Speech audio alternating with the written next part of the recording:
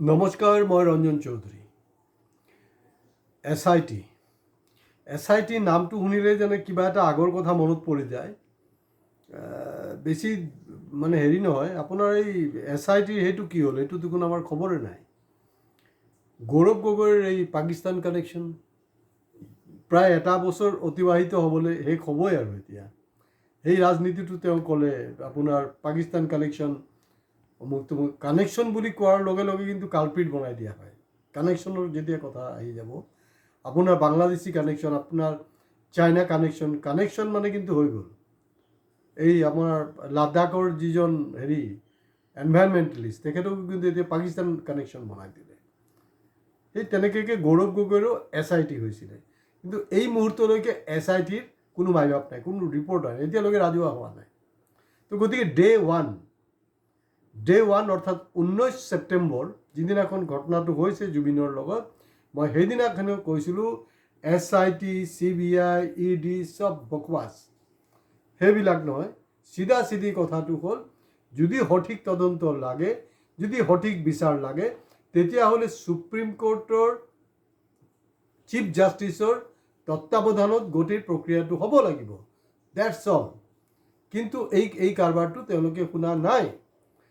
বহুত এংকাৰে বহুত ধৰণে কৈ আছে, কিন্তু মই যি এংগেলত কৈ আছোঁ, বাকীবিলাকে বুজা নাই, চৰকাৰ ঠিক বুজি পাইছে। বুজি পোৱাৰ কাৰণে তেওঁলোকে তেওঁলোকৰ মতে হিচাপ মতে চলি আছে আৰু টাইম পাছৰ এটা ৰাজনীতি লৈছে। এতিয়া এছ-আই-টি লৈ নতুন বিতৰ্কটো কি আহিছে? অসমত 15জন বিশিষ্ট নাগৰিকক মতা হৈছে। তো 15জন যে বিশিষ্ট নাগৰিক, তাক দেখা গৈছে সৰহভাগে বিজেপিৰ মানুহ। যদিও কোনোবা না কোনোবা সংগঠনত আছে, 1-2জন হয়তো অলপ ইফাল বাট ষ্টিল বিজেপি বুলিয়ে ক'ব পাৰে, বা বিজেপিৰ প্ৰতি এটা ছফ্ট তেওঁলোকৰ কৰ্ণাৰ আছে। এইটো চিধা কথা দেই, বেলেগ আৰু ঘূৰাই পকাই কোনো কথাই নাই। জাষ্টিছ ফৰ জুবিন, আমাৰ ন্যায় লাগে। গৰিমাও কৈ আছে মানে ন্যায় লাগে। আৰে গৰিমা, তুমি কমচে কম এই যে ভেলকিবাজিবিলাক হৈ আছে, সেইবিলাক সম্পৰ্কে একো নোকোৱা কেলে? হৈছে শোকাগ্ৰস্ত আমি চবেই, তুমিও শোকাগ্ৰস্ত। তুমি চৰকাৰ যেনেকৈ ৰাইট ট্ৰেকত চলা নাই, তুমিও ক'ৰবাত না ক'ৰবাত ডিৰেইল হৈছ। গ'ল, ভাল দিন গৈছে, এতিয়া 21 দিন পাৰ হৈ গ'ল। গতিকে তুমি যেনেকৈ ক'ব লাগিছিলে যে এই চব খালি ন্যায় লাগে এই চব কৰি থাকিলে নহ'ব নহয়। কি ঘণ্টা ন্যায় লাগে? চিধা ক'ব লাগে যে আপোনালোকে নাটক বন্ধ কৰক। এনেকৈ ভাষাত ক'ব লাগিব, যেনেকৈ বিন্দাস কথা পাতিছিলে তোমাৰ মানুহজনে। আৰু তুমি তো শিক্ষিত ছোৱালী, তুমি ক'বলৈ ইমান টান পাইছাগে? তুমি কোনো আধ্যাত্মিক কথা নাপাতিবা। আৰু যদি আধ্যাত্মিক কথা পতা, ইয়াৰ অৰ্থটো হ'ল যে তুমিও ক'ৰবাত না ক'ৰবাত চৰকাৰৰ প্ৰেচাৰত আছা বা চৰকাৰৰ লগত মিলি আছা। চিধা কথা। কোনে মোক কি গালি পাৰিছে মোৰ কোনো মতলব নাইকিয়া। কাৰণ এছ-আই-টিৰ গঠনক লৈ ইতিমধ্যে মানে অৰ্থাৎ বিজেপিৰ চিনিয়ৰ লিডাৰ, অৰ্থাৎ মানে হিমন্ত বিশ্বতকৈও পুৰণা লিডাৰ ভৰালী ডাঙৰীয়া কমপ্লেইন কৰিছে। কি কমপ্লেইন কৰিছে তেখেতে? ডেফিনেটলি দিল্লীত গ্ৰীণ ছিগনেল আছে। বিনা দিল্লীৰ গ্ৰীণ ছিগনেলত বিজেপিৰ নিচিনা দলত এই ধৰণৰ কথা কোনো পাতিব নোৱাৰিব। চিধা কথা। এই কথাটো কি?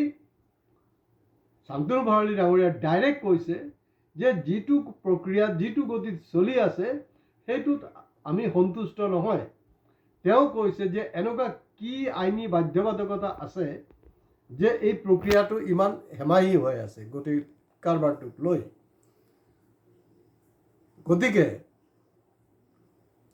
মানে অসমত দেখা গৈছে যে আপোনাৰ এটা জুবিনক লৈ শীতল যুদ্ধ চলি আছে। শীতল যুদ্ধটো কেতিয়াবাই শেষ হ'ল, ৰাছিয়া আমেৰিকা। কিন্তু জুবিনক লৈ দেখা গৈছে নতুনকৈ এটা শীতল যুদ্ধ হৈ আছে। একজনে ফটুৱা কথা পাতি আছে, কোনে পাতি আছে সেইটো গম পায়ে আপোনালোকে, ক'বলৈ কি আছে। আৰু এজনে মৌন বাবা হৈ আছে। মৌনজন কোন? আমাৰ জাতীয় নায়ক সৰ্বানন্দ সোণোৱাল। তেওঁ যি ধৰণে মাত মাতিব লাগে মাত মতা নাই। কি হৈ আছে এইবিলাক? সব বস্তুৰ এটা লিমিট আছে নহয়, যি খুচি তাকে হৈ আছে। আৰু এই যে 15জনক মাতিছে, কোনোবা যাব নাযাব সেইটো তেওঁলোকৰ কথা, কি ওলায় আল্টিমেটলি সেইটো চিম্পলি টাইম পাছ, চিম্পলি ননচেন্সগিৰি বুলি কয়। বেলেগ আৰু কোনো ষ্টৰি নাই, বেলেগ কোনো ভাষাই নাই এই ক্ষেত্ৰত। মই ইয়াৰ আগতো কৈ আছোঁ যে ইমান মানে ইণ্ডিয়াৰ ডাঙৰ মানে পাৱাৰফুল মানুহ বিশ্বগুৰু মোদী থকাৰ পিছতো এনেকুৱা কিয় হৈ আছে। এতিয়া কথাটো হ'ল যে হেৰিৰ আপোনাৰ এই যে কথাটো যে ওলাইছে, ওলাই যোৱাৰ পিছতেই কিন্তু এই ধৰণৰ চবক মতা হেৰি কৰিছে।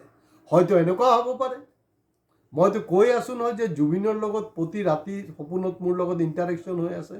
এনেকুৱাও হ'ব পাৰে যে কিছুৱে নাযাব, কাৰণ যদি যায় গ'লে সেই আমাৰ DC অফিচত যেনেকৈ মিটিং হয়, মিটিঙৰ সিদ্ধান্ত কি হ'ব নহ'ব সেইটো হোৱাৰ আগতে এটেণ্ডেঞ্চৰ চহী লৈ লয় আৰু পিছত তেওঁলোকে নিজৰ ইচ্ছামতে এটা মাইনুট বনাই লয় যে এইটো সৰ্বদলীয় মত সেইটোৱে আছিলে।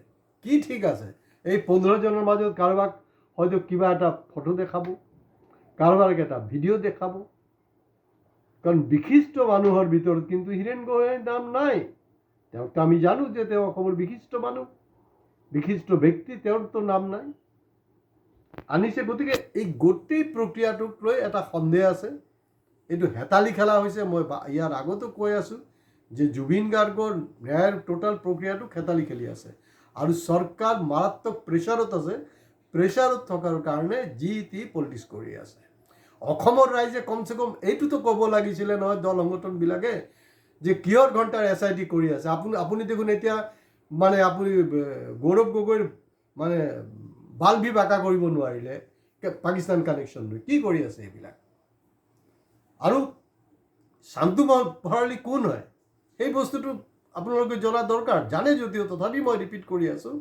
শান্তনু ভৰালী হ'লগৈ একজন জ্যেষ্ঠ নেতা, যি নেকি হিমন্ত বিশ্ব শৰ্মাৰ আগতেই বিজেপিৰ লগত জড়িত একজন নেতা।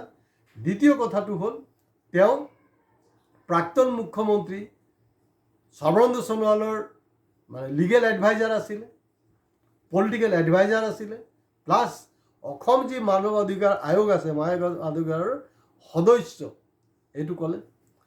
আৰু ইয়াত আৰু এটা ডাঙৰ প্ৰশ্নটো হ'ল এই যে কি বুলি কয়, মই ইয়াৰ আগত এটা এপিছড কৰিছিলোঁ নহয়, মানে হিমন্তৰ মানে লগত থকা শগুনীক চিনি পাইছেনে নাই, নাপালে ফচিব। এইটো কোনোবাই যদি চোৱা নাই সেই এপিছডটো চাব, এইটোৰ লগত এইটো সম্পৰ্ক আছে। আমাৰ এই মুহূৰ্তত জয়শংকৰ হ'লগে বিদেশ মন্ত্ৰী, কিন্তু বিদেশ ৰাজ্যমন্ত্ৰী কোন হয়? বিদেশ ৰাজ্যমন্ত্ৰী হ'লগে জুবিন গাৰ্গৰ এক সময়ৰ মেনেজাৰ পবিত্ৰ মাৰ্ঘেৰিটা। এইটো কি ঘণ্টাটো হৈ আছে? পবিত্ৰ মাৰ্ঘেৰিটাত মানে যদি এইটো পজিশ্যনত থকাৰ পিছতো এই কামখিনি এতিয়ালৈকে কৰিব পৰা নাই, তেতিয়াহ'লে হৈছে নেকি? গতিকে এনেকৈ ন্যায় নাপাব।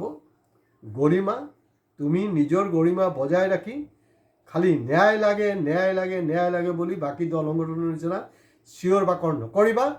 চৰকাৰে যোনটো বদমাচি কৰি আছে, মোৰ নিচিনা সাধাৰণ ৰাইজে যদি বুজি পাইছোঁ, তুমিও একজন শিক্ষিত ছোৱালী হয়, তুমিও বুজি পাইছা, তুমি চৰকাৰক ডাইৰেক্ট চাৰ্জ কৰা, আমি তোমাৰ লগত আছোঁ। আজি ইয়াতে শেষ কৰিছোঁ। ভিডিঅ' ভাল লাগিলে শ্বেয়াৰ কৰিব, লাইক কমেণ্টছ কৰিবলৈ বহুতে ভয় খায়, কমচে কম দোস্ত লাইকটো কৰি দিব আৰু ছাবস্ক্ৰাইব কৰিব। নমস্কাৰ।